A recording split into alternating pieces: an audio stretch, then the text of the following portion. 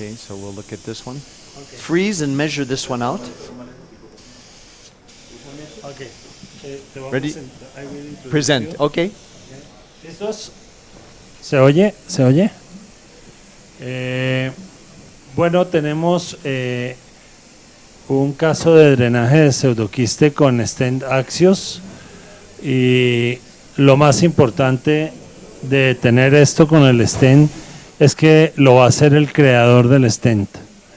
La persona que diseñó el stent AXIOS fue el doctor Binmoeller, y para nosotros es muy grato poder tenerlo aquí. Es un orgullo ver cómo nos va a explicar cómo se coloca el stent creado por él. Entonces le doy la palabra. Thank you, Luis Carlos. It's a great pleasure for me to do the last case of the day here, and we have a patient who has actually had multiple prior drainage procedures, so it's probable that there might actually be a fistula present, so this patient may actually need long-term drainage. But for now, what we want to do is get this cyst drained to form a mature tract, and after the tract is mature, we will place a plastic stent that may be 3 months from now or so for long-term drainage, or it could be a month or two from now, it doesn't matter, but for long-term drainage. So first, the equipment. This is a therapeutic echo endoscope, so it's very important. You must use a large channel echo endoscope. This has the 3.8 millimeter channel. It's the Fuji scope EG 580 UT. Secondly, we're going to, and let's turn the endoscopic image on. I've already passed the echo endoscope down into the duodenum. You can see here I'm through the pylorus, and this is the bulb, and I'm going to impact the tip right at the apex. Now we're going to switch on the ultrasound image, so let's take a look with ultrasound. So we know our tip is in the right position to image the pancreatic head. It's about the pancreatic head. This is where the cyst was described. And I'm just rotating very slowly in the duodenum. So we see some structures here. The structure at the top could be the bile duct. Let's put some Doppler on just so we can differentiate vascular from non-vascular structures. Okay, so both of these are vascular structures, so there's no bile duct here. But the bile duct, now you see it is to the right. So there you see 3 structures here, right? So one of the structures is probably the portal vein. The other structure could be the gastroduodenal artery, or it could be the hepatic artery. Doesn't matter, we know it's vascular. And the one to the right is the bile duct. Why do we see the bile duct? We just want to be sure that the pseudocyst is not compressing the bile duct and was causing a dilation of the bile duct.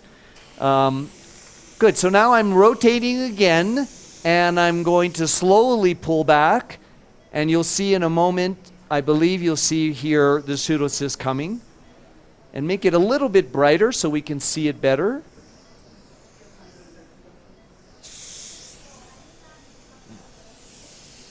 There's a little bit of artifact. It's very dark, so maybe make it a little bit brighter. So increase the brightness. Here we go.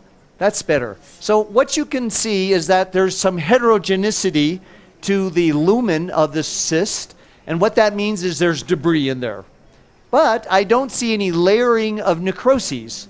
I don't see any necrotic material filling the lumen. It's just very heterogeneous. There are 2 things that cause the lumen to appear heterogeneous like this.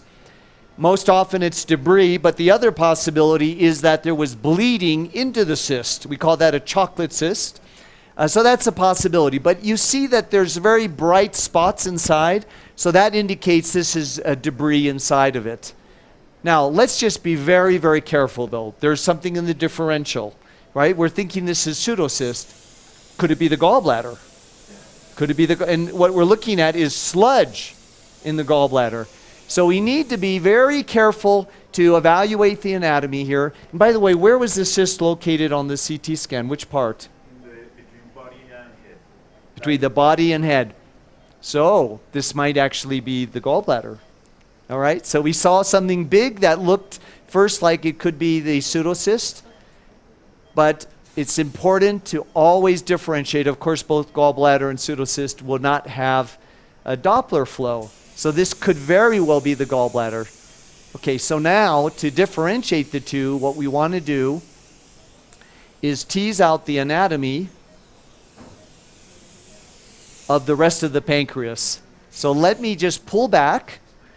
We're going to keep the possibility in mind that this is the gallbladder. It's unusual because usually the gallbladder is to the left when I do EUS, but it's possible. So I'm going to pull back to the stomach, and now we're going to look at the pancreas transgastric. Okay, this is the transgastric view. And yet again, on the transgastric view, we're seeing this large cystic structure with heterogeneity and lots of echogenic things inside. Oh, by the way, the patient had a cholecystectomy, so it's easy now. I don't have to guess. So we know it's not the gallbladder, right? So this is why, of course, the history is so critical. So we know this is, but it's a good teaching point. You must always think about the possibility that a distended gallbladder may mimic a pseudocyst. All right, so now the question is, do we drain the pseudocyst transgastric or transduodenal? I always try to drain transgastric if I can, and not transduodenal. And why? Because the flange of the lumen-apposing metal stent, you have less room in the duodenal bulb. Sometimes it can even block the pylorus. So you need to be very careful, and what you don't want is for the flange to traverse the pylorus and actually end up prepyloric. So it's much easier to do it in the stomach, and the access is going to be easier. So now I'm just going to rotate a little bit here because I'd like to see, before we do the drainage, which is going to be, I think, very easy. Here's the liver. I want to see the rest of the pancreas, just so that we have some idea of what the pancreas looks like. And what I want to know is the pancreatic duct dilated? You see, this patient, I think, probably has a fistula. If the patient has a fistula, why would you have a persistent fistula? Because there's obstruction of the PD. So this patient may also have a good indication, perhaps in the future, not today, for ERCP to define the PD. Or a good MRCP would be useful. So now let's put the Doppler on just to confirm what at the top, and let's magnify the image. So you see it's the PD, no Doppler flow, okay? This is the pancreas. What you can see about the pancreas is it's very thin. So there's already pancreatic atrophy, okay? So, and actually look back here, there's another cyst, small one, in the tail. Here's another cyst, but it's a small one. Let's measure this cyst out. This is in the tail end of the pancreas, so there are two cysts.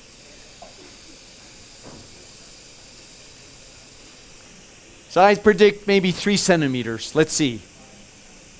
I'm a little shy. So 3.4.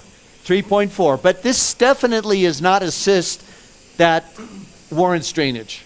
All right? It's an incidental finding, really. All right, so let's unfreeze, and let's look at the PD one more time. Just important so that we have a good idea of what the anatomy shows.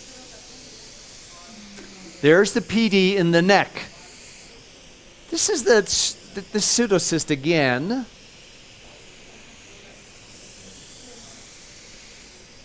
This definitely warrants, this is clearly a cyst that's in the pancreatic, distal pancreatic body. All right, let me just turn back here, and now we're going to look again for the other cyst that I thought was more deserving of drainage. See, there's this cyst, but we saw the other cyst earlier. This other cyst is peripancreatic, very clearly, because we had the pancreas, and it's next to it. Here, this cyst. So where is this cyst located? All right, so this is interesting. Now we see two vessels. We see the portal vein above, and we see below it the SMA. All right, 2 vascular structures. You can put the Doppler on, just confirm that, okay? 2 vascular structures in parallel. There are only 2 things that run in parallel, from the stomach, portal vein, SMV, portal vein, and SMA. So there. Okay, now, take it off. Now, here as I turn, you see the cyst here. When you see it like this cyst is actually in the uncinate process. Now, how long ago was the CT scan? More than 6 months ago. 6 months? I will bet you if you do a CT now, you'll see this cyst here in the uncinate process. You will see the second cyst that they saw 6 months ago in the body. The cyst I'm worried about is this cyst. This is uncinate process, but we're seeing it from the stomach. So we can access it, and we can only access it because it's distended. If you don't use a lumen-apposing metal stent, first of all, this is not adherent to the stomach wall. An uncinate process cyst can never be adherent to the stomach wall. It's impossible. Once you start to drain this, it collapses and it will pull away from the stomach wall. So you must use a lumen-apposing metal stent for this kind of cyst that is actually an uncinate process cyst. And why do I know it's uncinate process? Because I also saw it from the bulb, right? For the duodenum apex. Yes. Okay, this is the cyst that I think needs drainage, right? And we measured it before, yes. I think, right? Okay. So now, in the interest of time, let's go ahead and do the AXIOS. Good. So now for AXIOS. We're going to take off the cap and we're going to insert the sheath, and then we're asking the nurse to wipe down. Flora, how are you? Good to see you again. I'm working with Flora again. With floor without fluoroscopy. Floor without floor. Okay, so now I want you to wipe down the sheath with water. This is a hydrophilic coating, especially designed to make it easy to insert. Now the Olympus scope has a 3.7 channel. This is 3.8, so it's actually a little bit larger, which is good. More the better, the bigger the better. And now I'm just inserting this into the channel. And I'm going to push it until I can lure lock it. Now the only thing that's different for me is that I use usually Olympus. The Fuji scope is beautiful though, okay? I like it a lot. But what I don't know is the length of the working channel the same as the scope I'm used to using. I'm lure locking like this. This is a swivel lure lock, which means I can turn like this to show you, but of course I want to see it. So I'm going to turn it to myself, okay? But since I've done so many hundreds of these, I can turn it to show you. But the idea is that you turn it towards you so that you see the numbers. So I want you to look. You can see the numbers 1, 2, 3, 4. There are 4 steps. It's that simple. So the first step is to advance the black hub, which is the sheath, to advance it to puncture through the cyst. It's like FNA. Just putting an FNA needle. That's no different. Advance, number 1. And then number 2 is up here. Now you're going to use the gray hub to deploy the stent, but you're going to deploy each flange independent of one another. So first you're going to deploy the distal flange. So number 2, and it will click. So now the distal flange is deployed. Next, you're going to go to 3. You're going to retract the black hub to snug the distal flange up against the wall of the cyst. Okay? Last step is you're going to deploy the proximal flange in the echo endoscope working channel. So you're just going to pull all the way up. 4. 1, 2, 3, 4. It's that easy. Okay, so now we're ready to go. And with each step, you do have to make sure you lock. So you can see there's lock and unlock here. All right, so the first step, unlock. All right, so now just like with ERCP, you never want to hook up your cautery until you're ready to do the procedure. This is electrocautery enhanced, which means that there are very fine wires running along the side all the way to the conical tip, which I'm not going to show you on endo because we never want to push this out of the working channel beforehand because you may separate the cone tip from the sheath. So we'll do everything under ultrasound guidance. We are not going to switch to the endo view until the very end. And we, of course, have no fluoroscopy and no need to look at fluoroscopy. All right, so now let's hook up the cautery. So Alessandro is with me. He's been my assistant here. Thank you, Dr. Alessandro. So now I've unlocked, and I'm going to advance now. Take the fluoro off, the endo off. All right. So now I'm advancing the sheath. There's a little bit of resistance, unfortunately, so I'm going to try to just straighten the tip, because this is a scope I'm not used to. And this scope may be a little bit stiffer, so let me just push out a little bit more. Now it's out. Okay, now I'm going to go back. So never push against resistance. This is the lesson, or the tip. Never push against resistance. Okay, now we're back in front of the cyst. All right? And by the way, to be safe, can you see, let's magnify, can you see there is a bright layer between the wall of the cyst and the wall of the stomach, an echogenic layer? If you magnify one up, you'll see it better. You'll see a very bright layer up at the top. That is the proof that there is no adherence. This is fat tissue. Fat is bright. So there's fat tissue between the cyst and the stomach wall.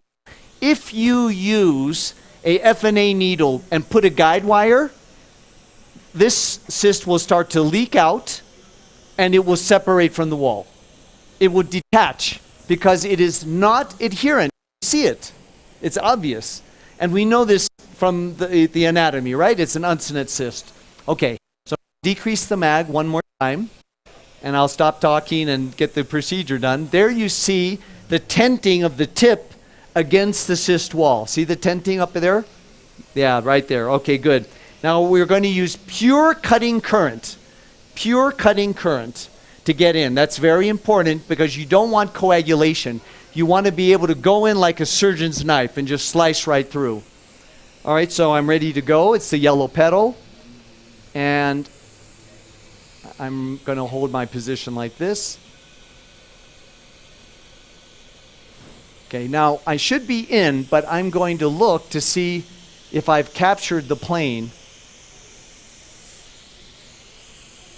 It's there, but I want it deeper. Okay? Now remember, this is not adherent, so I'm going to push a little further like this, okay? Now it's in there enough. I have enough runway. I'm going to lock. Okay, so here we lock it. Locked. Now we're going to release the yellow tab, which is the safety tab. Sometimes a little harder to remove. There we go, it's off. Unlock the gray hub and retract back. And you're going to see the distal flange deploy. It's deploying now. I'm going to just push this in a little bit further just to have enough room. Okay, there it is. It's a disc shape, very easily seen. 1, 2, now I'm going to 3. 3, unlock, pull up like this to snug it up against the wall. And it starts to deform a little bit in its shape. Lock again. Now 4. The last step is here. Unlock this. Can you help me just push that over? Yeah. One second. I don't know. It's kind of catching a little bit here. Sorry. Now. I think now it will work. So now the last step is to deploy the proximal flange in the working channel. And the cautery we don't need. Don't worry. We're done. Now it's deployed in the working channel.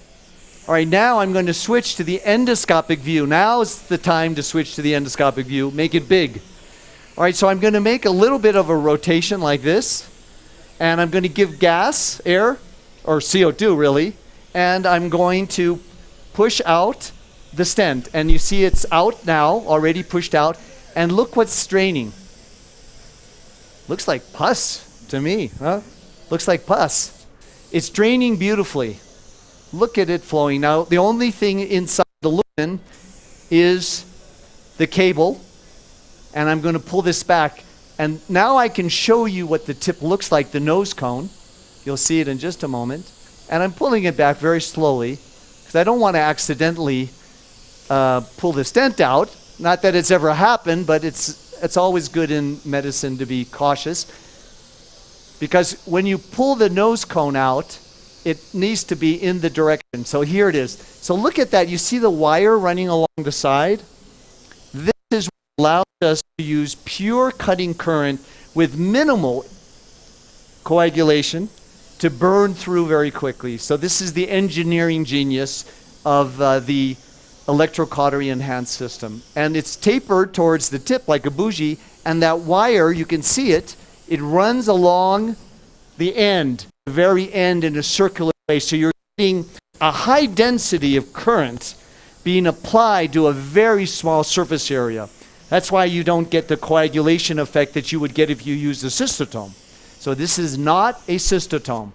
All right, now, what we can do, if we had a 15 millimeter, this is a 10 millimeter, and that's all we had available, and that's fine. I personally recommend always using a 15.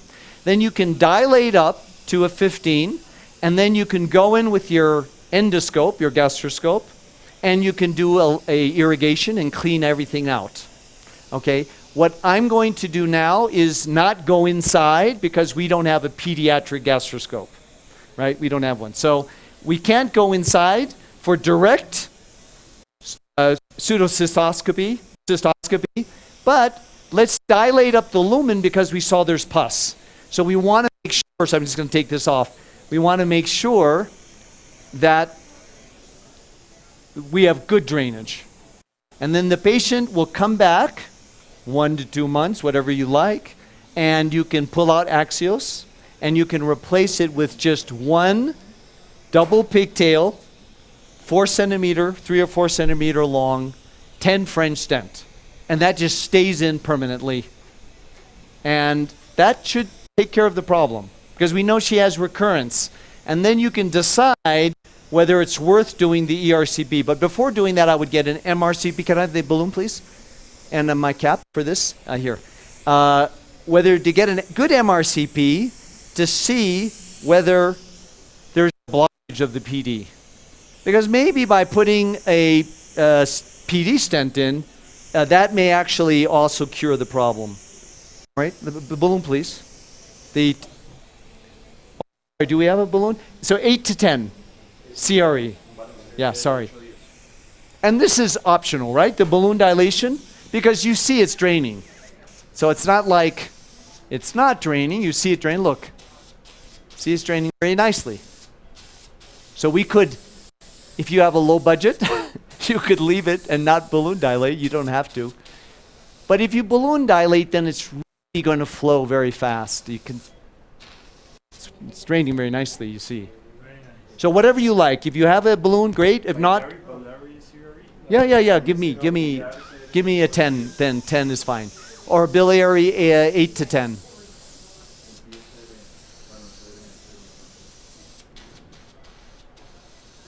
I think the biliaries, aren't they always one diameter? And then the luminal ones, those are the ones that are CRE, graduated. In fact, I'm not even seeing much drainage anymore. It really looks fantastic. Should we stop here? Yes, we'll stop here. Thank you very much. Thank you. Okay.